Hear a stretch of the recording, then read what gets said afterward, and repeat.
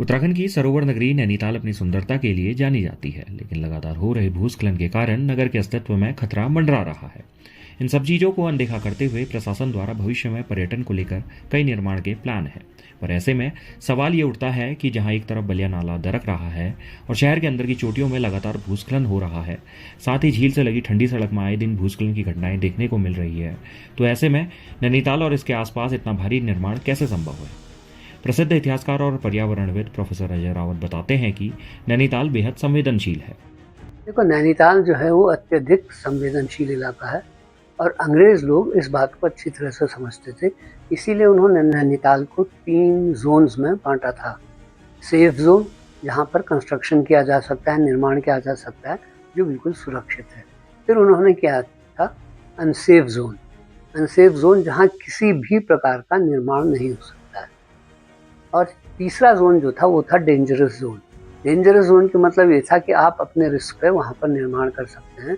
Safe zone जो था अंग्रेज़ों के समय में और आज़ादी के बाद भी, जब तक आप ये कह सकते हैं कि नगर पालिका में अच्छे चेयरमैन जैसे जसौत सिंह बिष्ट जी, राय बहादुर मनोहर लाल शाह जी जैसे चेयरमैन रहे, तो नैनीताल था बड़ा सुरक्षित रहा। कि सरकार ने 2006 में ही चीज़ जाना चाहिए, क्योंकि 2006 में जो हमारा ATI है, जो हमारा ट्रेनिंग इंस्टीट्यूट है IAS और PCS ऑफिसर्स के लिए, उन लोगों ने एक राष्ट्रीय कार्यशाला की थी, राष्ट्रीय सेमिनार की थी, और उस सेमिनार में ये कहा गया था कि नैनीताल की भार वाहन क्षमता जो है वो समाप्त हो चुकी है। The carrying capacity is over and no further constructions should be permitted in Nainital. लेकिन उनकी बात नहीं मानी गई। निर्माण अभी भी चल रहा है और दुख की बात यह है कि अवैध निर्माण जो है वो ज़्यादा चल रहा है।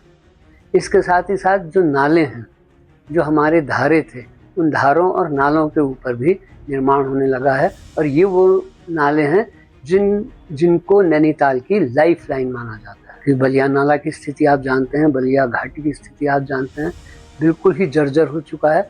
कभी भी वो क्षेत्र जा सकता है। और इसी तरह से स्थिति आपके डोरथी सीट में भी होगी। डोरथी सीट में तो अभी बहुत ज़बरदस्त भूस्खलन आया और अब लोगों का मानना है कि वो क्षेत्र जो है वो कभी भी सुरक्षित नहीं बनाया जा सकता है। लेकिन हमारा दुर्भाग्य ये है कि बलिया नाला, जिस पर पूरा नैनीताल का अस्तित्व है, बलिया नाला डूब रहा है, धंस रहा है। लेकिन ठीक बलिया नाले के बगल में एक रोपवे का निर्माण किया जा रहा है, जो कि बिल्कुल अवैध है। क्योंकि बलिया नाले के बगल में जिस क्षेत्र पर ये रोपवे बनाया जा रहा है उसे कहते हैं हनुमान वाटिका। और इस हनुमान वाटिका के लिए हाईकोर्ट का निर्णय है कि यहाँ पर कोई निर्माण नहीं किया जाएगा। अभी लोगों का ध्यान निहाल वाटरशेड में नहीं गया है। बलिया नाला तो एक तरफ हो गया, एक वाटरशेड है, उसके बाद हनुमानगढ़ का वाटिका आती है और उसके बाद जो है आपके आता है निहाल वाटरशेड। निहाल नदी जो है वो गवर्नमेंट हाउस के नीचे से उसका उद्गम स्थल है।